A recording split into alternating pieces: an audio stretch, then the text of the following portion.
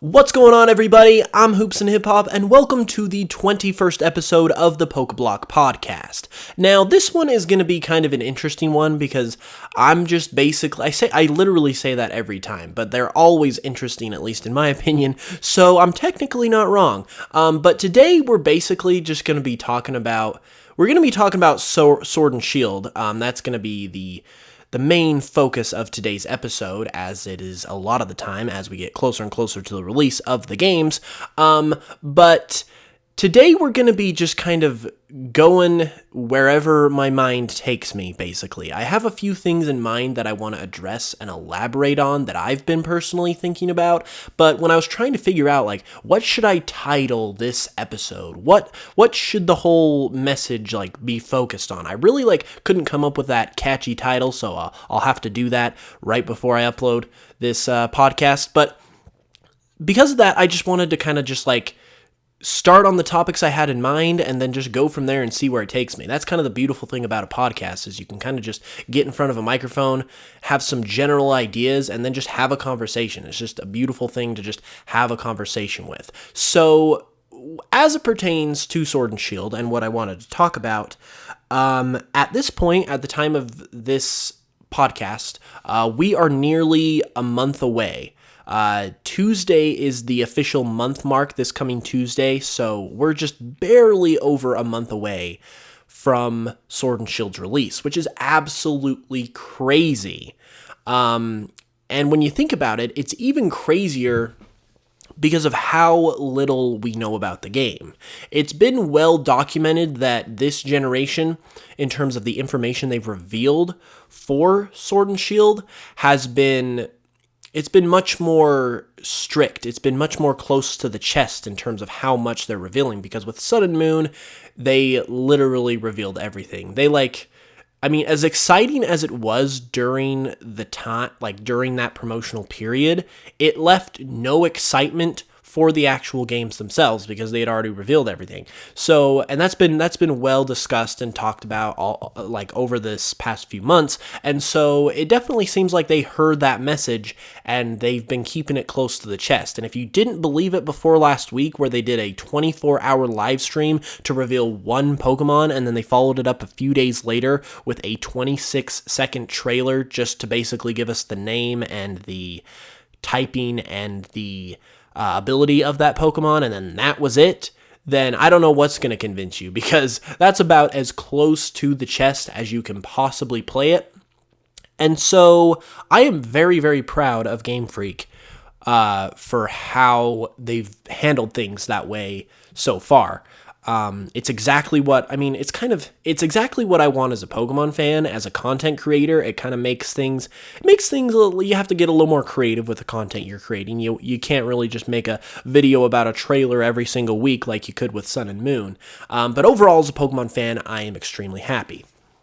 And so my hope in this last month is that they don't blow it. I have been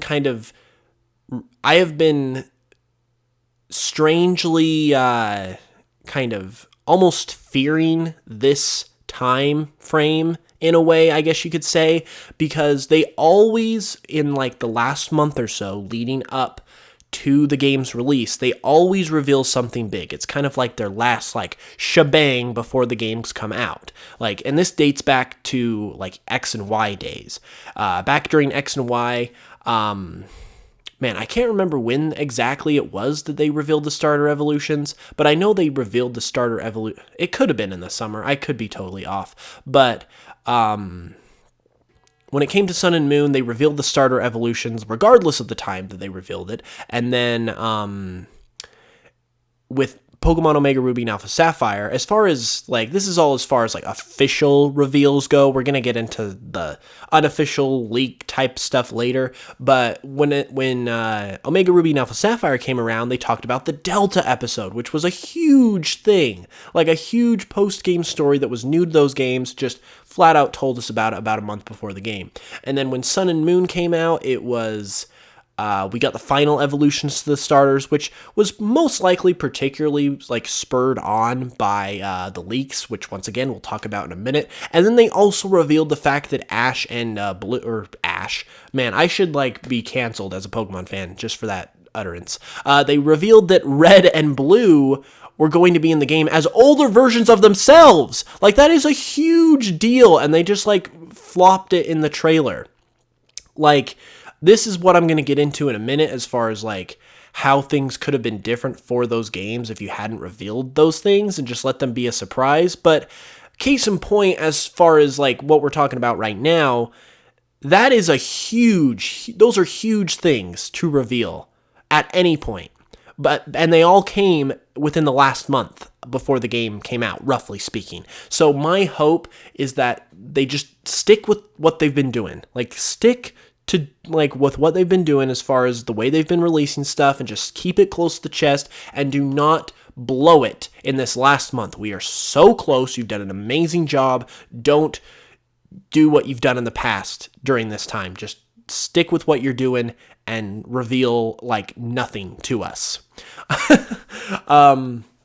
I could see, as far as like if they do a big reveal, I could see it being the starter evolutions, the middle ones, because they basically always show us at least the middle evolutions of the starters before the games come out, which I would personally be okay with, because I know like that is a good thing to like reveal to get hype up, because it's starter evolutions, but you're not revealing the final evolutions at the same time, and it kind of gives people, I guess, a better idea of what they would want to choose. So there's that. So overall, I would be okay with that. However, I would honestly just prefer them not to reveal it. Like, I would love to just go in blind on the starters, not have any idea what they evolve into, and just go from there, because it just creates more surprise and just more like discovery within the game itself. And to me, like, this is my personal experience. I can't speak for anyone else's personal experience, but I do also feel like this is kind of like a theme of the Pokemon games in general, which is like discovery, being able to go out into this world, adventure, see new sights, see new places you've never seen before, meet new Pokemon, like, as you're traveling. I think that's like the most fascinating and magical part of the Pokemon games themselves. And so to be able to do that with even the starters, where you don't even know what they evolve into, like even their first stage, I think that would be incredible. So ideally speaking, I would like them to keep that a secret.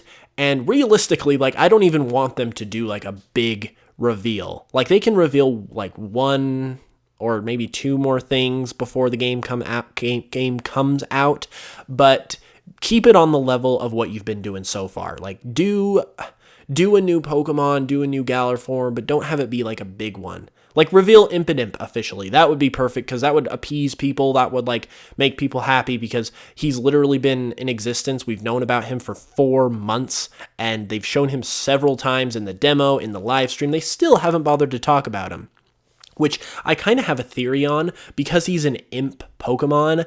I feel like Game Freak probably created him as like literally like he's an imp, but they created him as a troll Pokemon, and so he's just there to mess with the fans and like make them wonder why he's even in existence, and just like mess with all the reveals and stuff. And that's like his role. So that's why they're not revealing him, which would be kind of hilarious in my opinion. And that's honestly like, they have made Impidimp, like, first, when he was first revealed in the trailer, he was just like another Pokemon, and we assumed he would be revealed soon, blah, blah, blah. And everyone was kind of like a little uneasy about him, because he does kind of look different. I mean, he's an imp, so of course he's going to look different. But yeah, people were kind of a little shocked by his appearance, I guess you could say. But then just the fact that he like did not get revealed despite several trailers going by kind of gained him a following, because people kind of felt bad for him that he just had been ignored. And then in the Sword and Shield live stream, when he was like messing with stuff, and like he was just basically like there to disrupt things, that kind of gained him a full-on personality as like this jokester, like playful, like just troublemaking type of Pokemon, who basically just like is this just like, I don't know, just this playful little thing on top of already just not getting the love for Game Freak for whatever reason. So that's gained him a personality that has basically allowed the fans to embrace him and love him when they didn't before, which is absolutely crazy, and I think that really speaks to the marketing. So if that was intentional on their part, they did an amazing job there. But as far as like what we were talking about, just don't reveal too much in this last month. We're almost there. Reveal a new Pokemon if you have to, but make it like a not so crazy Pokemon. Reveal a new character if you have to. Make it not so crazy of a character. Like, don't even tell us anything about the story. Like, I feel like they usually always tell us something about the story in one way or another. We're a month away from the games. We can wait. We can find out ourselves. We're already going to get the game. You telling me about the story is not going to make me get the game anymore or any less. Like, I don't think we've ever gone into a Pokemon game, at least as far as what I can remember, like not really knowing what the story is. I mean, you don't know what the story is, but like with Sun and Moon, we knew there was like Team Skull. We knew there was the Ether Foundation. We knew there was the Ultra Beast. So we knew there was like some extraterrestrial stuff going on. Like we got a general vibe of that. Once again, with Omega Ruby Alpha Sapphire, there was the freaking Delta episode that they dropped. So like that wasn't a surprise at all. With X and Y, I'm trying to remember because X and Y was like the first game that I really like started to follow very closely with like every announcement. And I think they might have like kept it under wraps, but I can't say for sure. But definitely as of like 2014 with Oraz, so like the last 5 years, they've been just like laying it out there with the stories. So keep it tight. We're almost there. We can see the finish line.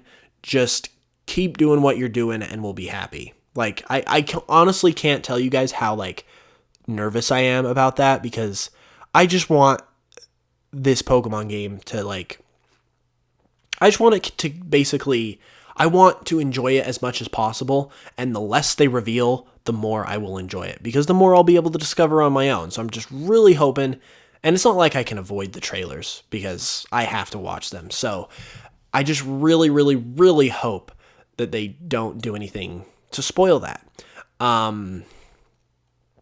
But yeah, so with that being said, we're now going to kind of shift gears a little bit. And we're going to talk about how important of a thing that is to just like limit the amount of information and how much that can impact like your enjoyability of a game. Because like people always talk about, like people have been talking about it a lot, I should say, during this hype season. They've been talking about, oh, like it's so much better to not know what you're talking about going in. And so people have kind of like generally been like aware of that idea and that fact, but I don't think it's really been dug deep into like the root of that idea to like really be able to see just how valuable not knowing and not being spoiled ahead of time does for your enjoyment of the game. So basically what I'm going to do is give you guys, I'm going to go through like the different examples and just talk about like how much better this game would have been if it hadn't revealed this, and so on and so forth. Like I said though, as a quick side note before we get into this, Pokemon X and Y were the first games that I really started following intently and started like watching like everything they did. Before that was like before the days that I was a PokeTuber, and ironically, it was also before the days that I had access to the internet. Outside of like school and stuff, where I definitely couldn't look this stuff up because Pokemon is not allowed at school. It's probably like Cerebi and all those places. I'm sure they were like amongst the banned websites in school. But basically, X and Y were the first games I followed really closely. But at the same time, so that's like really like all I can remember like super clearly, I guess I should say. But at the same time, it's kind of funny because X and Y was like the first, those were like the first games, I feel like, where they really started to care about their like presence in the way they went about like revealing information. Because if you go back and look at X and Y trailers, they are the most basic things that you have ever seen. It's basically just like gameplay that doesn't even have like a background, or it doesn't even have a border around it.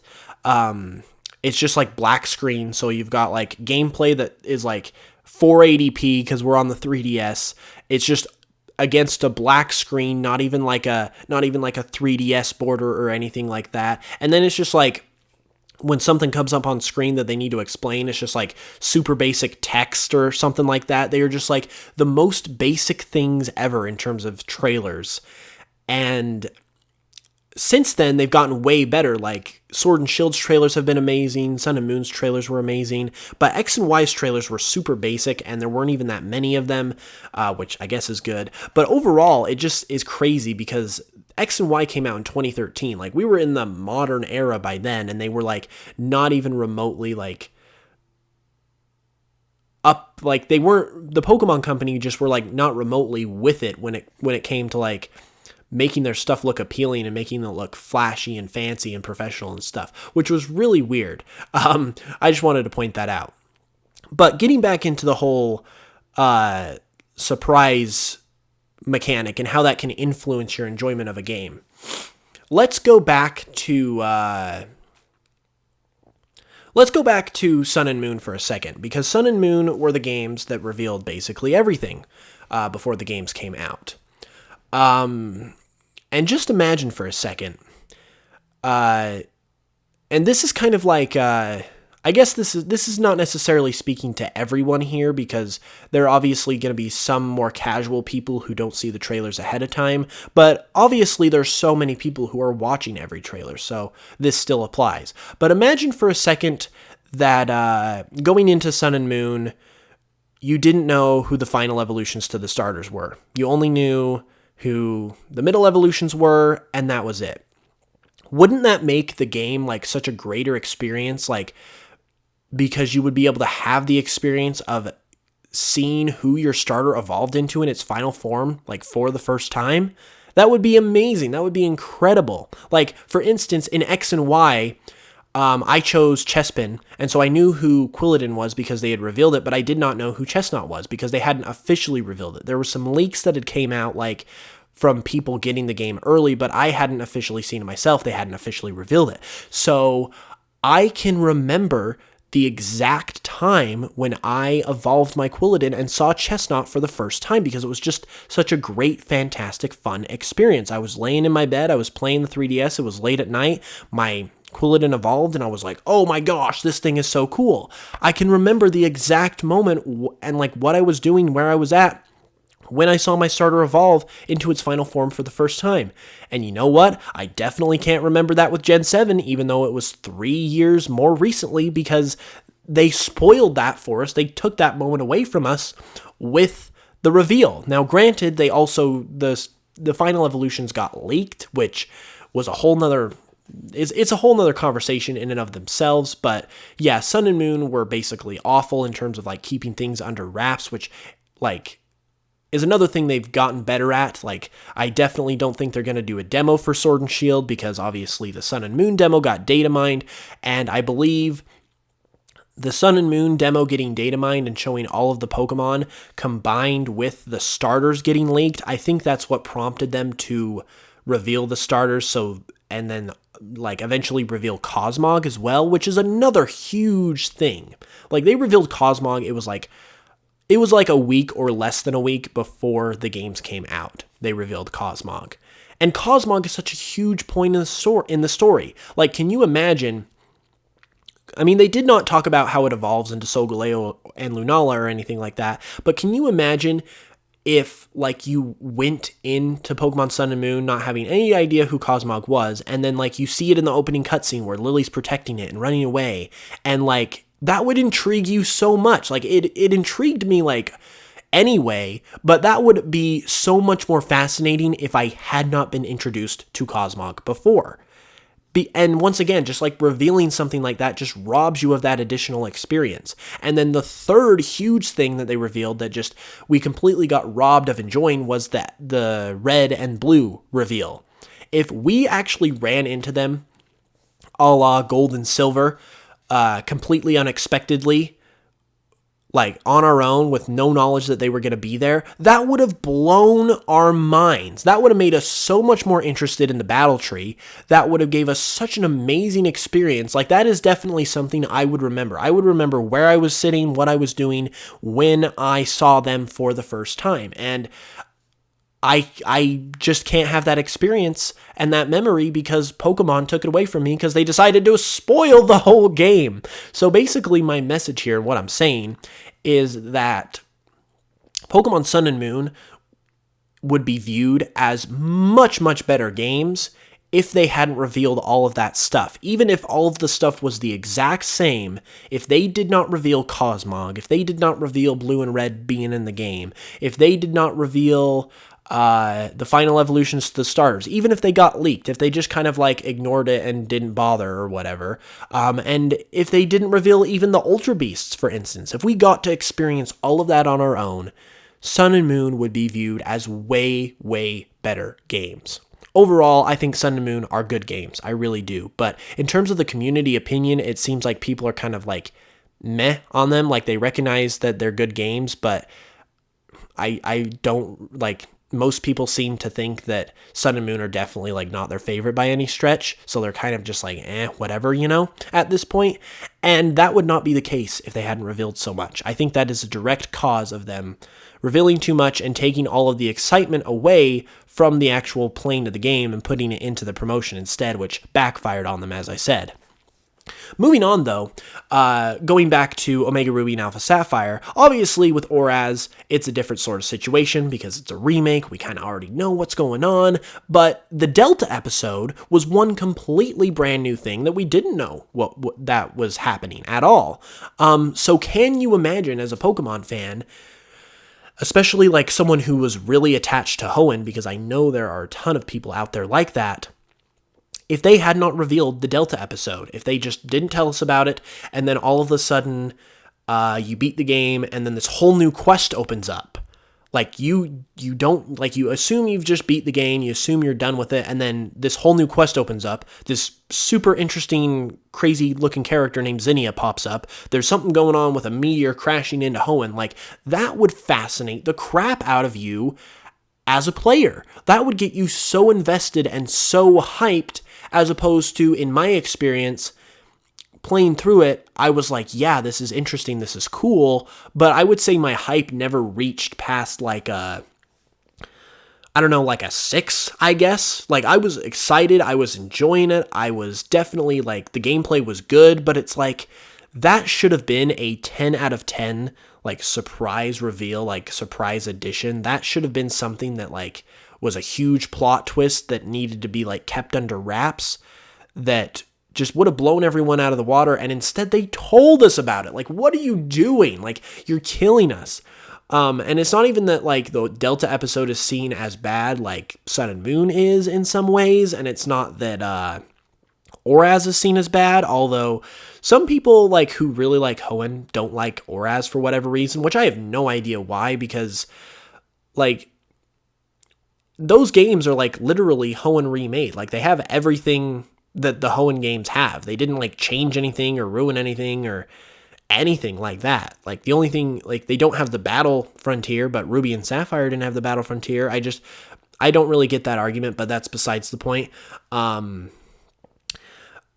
yeah, like, the Delta, like, that would have made Omega Ruby and Alpha Sapphire, even though they're viewed as good games, and it's not, like, quite the same as the Sun and Moon situation, that would make them, like, be viewed, like, so much more highly than they are if they just hadn't talked about it. They didn't even have to change one thing about the actual gameplay itself. If they just didn't make that trailer, didn't tell us about it, it would have been so much better. Like, can you imagine Gold and Silver, or not Heart Gold and Soul Silver, because that's a remake, but can you imagine if, like, during the days of Gold and Silver, when they were promoting that game, and once again, I can't remember anything from the days of, like, the first few generations in terms of, like, what they promoted beforehand, but I'm basically certain that they did not tell us that we'd be going to Kanto, and then we'd be battling Red at the finale in the promotion of the games.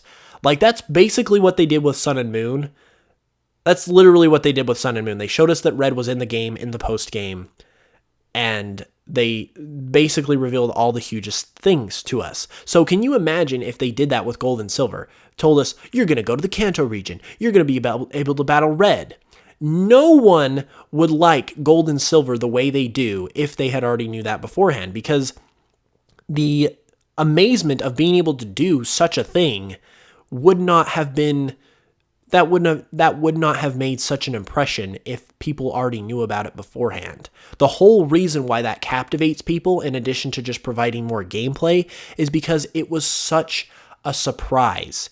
It was such an unexpected thing to be able to do, where you thought you were done with the game, but then all of a sudden a whole second half of the game opens up, and it's a whole second region that you previously went to before, and you get to see how it changed over time compared to the first games. That is a mind-blowing thing that deserves to be made mind-blowing by the fact that it should be a surprise.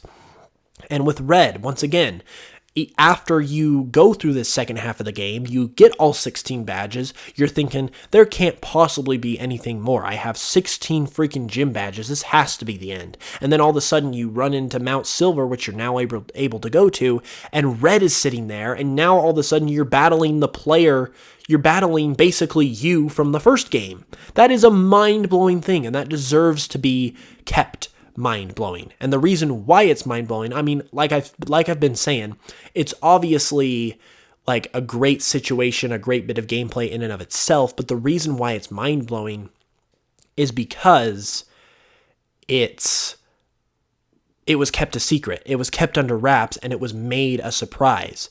So it just has that much more of an impact on us, and that is truly the value of keeping things under wraps. Like, it magnifies how good the games really are by 1,000,000 times because of the sense of discovery and the first experience that we all get to have with it. Like, yeah, the game will still be good. It'll still be the same, like, regardless in terms of its quality, if we know what there is going into it versus without. That's why the game can still be good, a la Sun and Moon. But I don't think it could be great because that first impression factor and that like surprise factor of like just figuring it out for yourself and going into it like not knowing what's going to happen, that I don't think people give enough credit to that fact in terms of like how much that like affects the overall quality of a game and affects people's overall opinion of it, because that has a huge deal to do with like the overall experience and how much you like a game or don't like a game or whatever. So because Sun and Moon, or Sword and Shield has done such a good job with keeping that all under wraps, I think it's going to greatly improve people's opinions of it, and I think it's going to help keep Sword and Shield like as very high quality Pokemon games, and I think it's going to like magnify that fact that much more, and we're going to see like a huge, I think basically we're going to see a huge amount of people thinking that Sword and Shield are amazing games, not only because they're really good quality games and they have awesome whatever they end up having, but because they didn't reveal anything and so many people were able to experience all this stuff for the first time. Like, I think you're going to see people talking very highly of Sword and Shield because of that fact, and basically, I'm just really hoping they don't blow it, because I think that can help Sword and Shield's image, especially with all the National Dex stuff that's been going on, a lot if they keep it that way. But with all that being said, we've basically ran out of time. I hope you enjoyed this little discussion about Pokemon of the past and Sword and Shield and the information drops, and basically just having a conversation. If you did, be sure to like, subscribe, follow wherever you're at. Comment below with your thoughts if you're on YouTube. Like I said, we're almost a month away. Next week will be less than a month away, so we're probably just going to be counting down to Sword and Shield at this point. It's going to be very, very interesting. And yeah, I'm really appreciative of you guys sticking around. I hope you guys will be here for the next one, because obviously it's going to be interesting as always. So until the next one, as always, thank you once again for listening, and I will smell you guys later.